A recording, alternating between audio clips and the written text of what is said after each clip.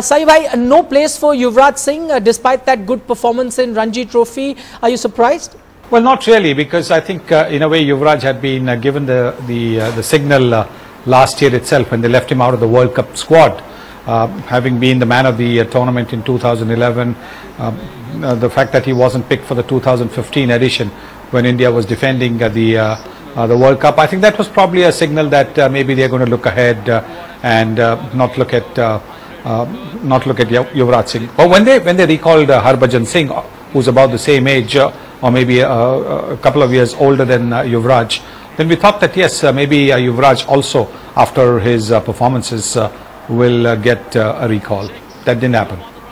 Sai bhai, do you think it's a catch-22 situation for the selectors, and what would you have done if you were the selector in their place? One side, I'm guessing they're trying to look at the squad for the future, keeping the 2019 Cricket World Cup in mind. But on the other, you have a very important series against South Africa at the moment. You would need some sort of experience. What is the right approach that a selector should take at this point, or any cricket analyst for that matter? Well, I think if you're going to have a look at 2019, that's going to be your target.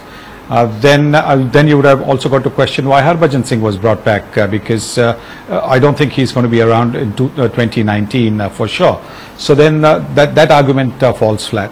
My personal view is that always you've got to pick your best team, and if Harbhajan and Yuvraj are good enough to be in the team, they should be in the team, because youth and experience is a mix that is very heady. Maybe today in this particular team we might not quite have that experience at number 5 or 6 that Yuvraj provides, the kind of thrust that Yuvraj provides. There are guys there who are inexperienced. Well, you can't say Suresh Raina is inexperienced. He's been around for about 10 years.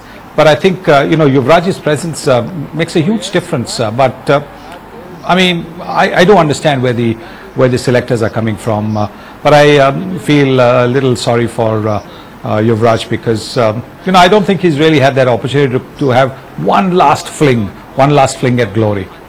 Okay, just looking at this particular series, we've heard from the skipper himself, MS Dhoni. He said it various times during this series that he needs a good finisher to finish. We heard it in the last match. Before that, he said that he can't bat higher up the order. MS Dhoni said he can't bat higher up the order because he doesn't see a good finisher, so he has to sacrifice bat lower down the order. Sometimes he says he pushes himself up the order but sees that there is no one there to finish the game off. In a scenario like this, where the Indian team is genuinely looking for some big hitters lower down the order, are you then surprised on the overall selection? Because the series is at 2-1, nicely poised, it could go either way.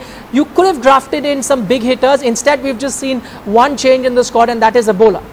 Yeah, I think that's probably more a cosmetic change than anything else in my view, because Arvind for Umesh Yadav, whether Arvind actually gets to play in the final 11 remains to be seen, because I think more likely that India will go in with their current sort of attack of 2 seam bowlers and 3 spinners. Yeah, he could perhaps play in place of Mohit Sharma. Yes, Arvind could play in place of Mohit Sharma.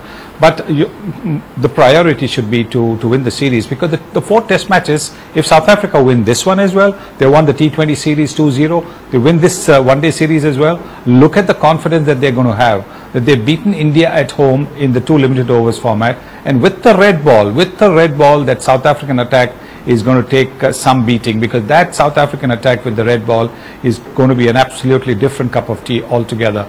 And for that, I think if India can win the one-day series, it might just dent that South African confidence just that little bit. Right, so since you say if India can win this series, now that we know the team for the remaining 2 ODIs, just looking at it objectively, do you think with this team India can win the ODI series? Yes, I think so, certainly, because I think if you have a look at the results, they've all been pretty close. India almost chased down 300 at Kanpur. Yesterday they lost by about 20-something runs. So I think the matches have been pretty close. I don't think the margin's been so overwhelming like it was in the second T20 game. It hasn't been an overwhelming margin. And therefore, I think the teams will feel that, yes, they have a chance. They just need to get some of the things together. Like, for example, guys who are batting 60, 70, like Rohit got to 150. If something like that happens, India will have a big total on the board.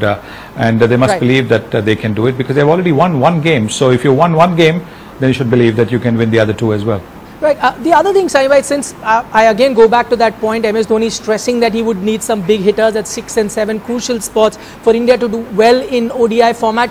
Do you see some big hitters in and around Indian cricket who may be part of the squad, not part of the squad, that you think can be looked at by the current Indian team? I mean, Yuvraj Singh was one that we spoke of. Anyone else that you can think of? Well, I don't know. Maybe the youngster in the 14 already, Gurkeerat Maan, who's batted in 10 situations and taken India to India A to a win. I think he should be given his head because you know, now in a situation like this where you need somebody, you feel that you don't have somebody, then you might as well, you know, blood him. You might as well blood him. If you do not have the confidence in Ajinkya Rahane, you pushed him down the order. The man gets you 2 half centuries, then you suddenly push him down to number 6 or number 7. I mean, so what you're trying to tell is that he's not good enough to be at that position. Bring in Gurkeerat Maan then in his position. But that is what they don't want to do. That's the problem. They're you know, tinkering with the batting order, and therefore the guys do not know what their job is.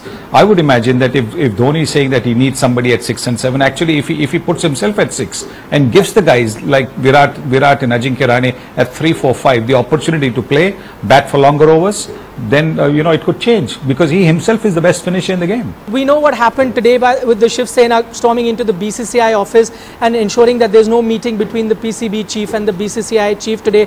The entire talk is about having an Indo-Pak series. The Shiv Sena usually says that they are the voice of people of Mumbai, and that is why they wouldn't like to have Pakistan play on the soil of Mumbai. Let me ask a Mumbaikar in that case. Would you like to see a series between India and Pakistan in the current setup that we have?